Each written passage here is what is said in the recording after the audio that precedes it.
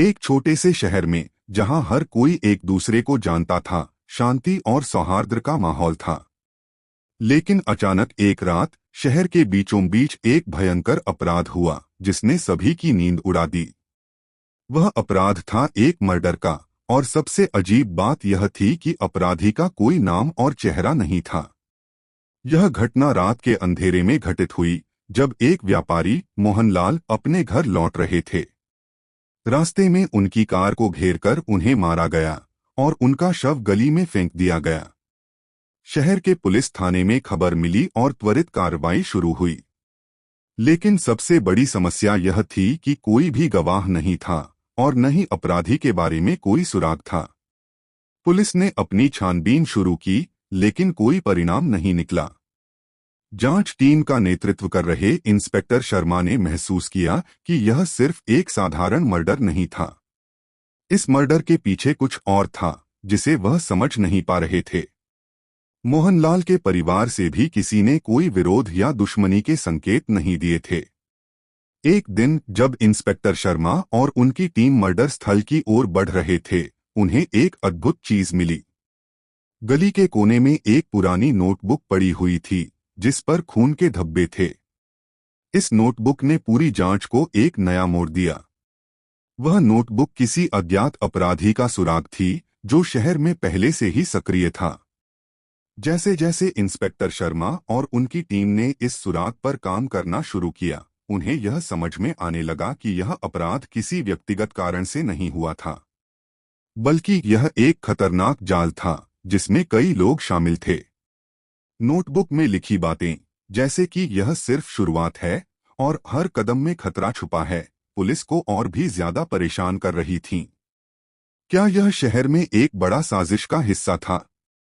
जांच करते करते शर्मा जी ने देखा कि शहर के कई लोग एक दूसरे के खिलाफ कुछ गुप्त शपथ लेते हैं। इस अपराधी ने ऐसा जाल बुना था कि पुलिस भी उलझन में थी। क्या यह कोई साजिश थी या फिर एक व्यक्ति का व्यक्तिगत प्रतिशोध? उन्होंने एक विचार किया और शहरी जीवन को और करीब से देखा। वह जानते थे कि इस अपराधी की पहचान और मकसद एक बहुत बड़ा रहस्य था। एक दिन पुलिस ने एक नया सुराग पाया। एक और मर्डर हुआ था, लेकिन इस बार अपराधी ने अपनी पहचान को छुपाने के बजाय कुछ संकेत छोड़े थे। यह संकेत पुलिस को उस व्यक्ति के पास ले गए जो मोहनलाल के बहुत करीबी दोस्त थे। और फिर पता चला कि मोहनलाल के दोस्त ने ही अपने पुराने दुश्मनों से बदला लेने के लिए यह सब किया था। पूरे शहर में हड़कंप मच गया। यह कोई सामान्य मर्डर नहीं था, बल्कि एक गहरी साजिश थी जिसमें व्यक्तिगत और व्यावसायिक मतभेदों का भी प्रभाव था। इंस्पेक्टर शर्मा ने अज्ञात अपराधी को पकड़ लिया और अंततः शहर का सबसे बड़ा रहस्य सुलझाया। लेकिन एक बात सबको समझ में आ गई, हर चेहरे के पीछे कोई न कोई राज छुपा होता है। लेकिन जैसे ही यह मामला सुलझने लगा, शर्मा जी ने महसूस किया कि यह अपराध अकेला नहीं था। शहर में कुछ और घटनाएं घटने लगीं जो इस मर्डर से जुड़ी हुई थीं। एक और व्यक्ति की हत्या हुई और इस बार भी कोई गवाह नहीं था। लेकिन इस बार अपराधी ने कुछ और संकेत छोड़े थे। पुलिस को अब यह समझ में आने लगा कि यह केवल एक अकेला बदला नहीं था, बल्कि एक लंबे समय से चली आ रही साजिश का हिस्सा था। इंस्पेक्टर शर्मा ने अपने वरिष्ठ अधिकारियों से सलाह ली और गहरी जांच शुरू की। उन्होंने शहर में हर एक व्यक्ति का रिकॉर्ड खंगाला और जैसे जैसे वे जांच में आगे बढ़े, उन्हें पता चला कि मोहनलाल के दोस्त के पास एक पुराना खाता था। यह खाता कई नामों, पैसों के लेन देन और व्यापारिक समझौतों से जुड़ा था। क्या मोहनलाल का मर्डर सिर्फ एक व्यापारिक झगड़े का नतीजा था? एक रात जब शर्मा जी अपने दफ्तर में अकेले बैठकर सबूतों पर विचार कर रहे थे, उन्हें अचानक एक फोन आया। फोन करने वाले ने कहा, तुमने जो गड़े हुए राज खोले हैं वो सिर्फ शुरुआत है। अब तुम अगले कदम के लिए तैयार हो जाओ। फोन कट गया और शर्मा जी की आंखों के सामने अंधेरा छा गया। वह समझ गए कि यह मामला अब और भी गहरा हो गया था। अगले दिन पुलिस ने मोहनलाल के दोस्त को गिरफ्तार कर लिया, लेकिन उसका चेहरा एक खौफनाक चुप्पी में ढल चुका था। उसने ना तो कुछ कहा और न ही अपनी गिरफ्तारी पर कोई प्रतिक्रिया दी। लेकिन इस गिरफ्तारी के बावजूद शर्मा जी को लगता था कि यह पूरी साजिश अभी खत्म नहीं हुई थी। कुछ ही दिनों बाद इंस्पेक्टर शर्मा ने महसूस किया कि उनके आसपास कुछ गलत हो रहा है।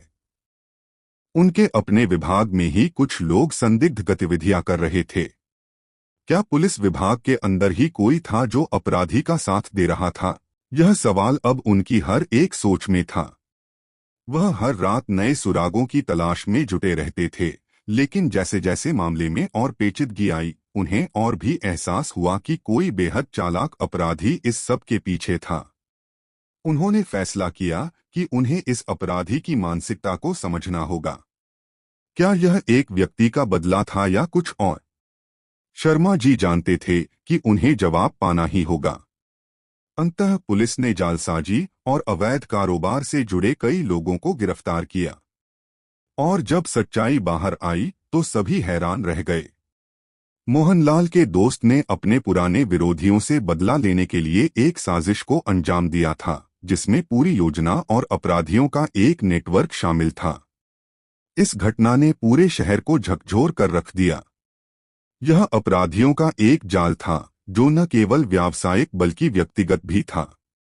इंस्पेक्टर शर्मा ने अपराधी को पकड़ लिया, लेकिन उन्हें यह समझ में आ गया कि कभी कभी सच्चाई इतनी जटिल होती है कि उसे जानने के बाद भी सब कुछ समझ पाना आसान नहीं होता।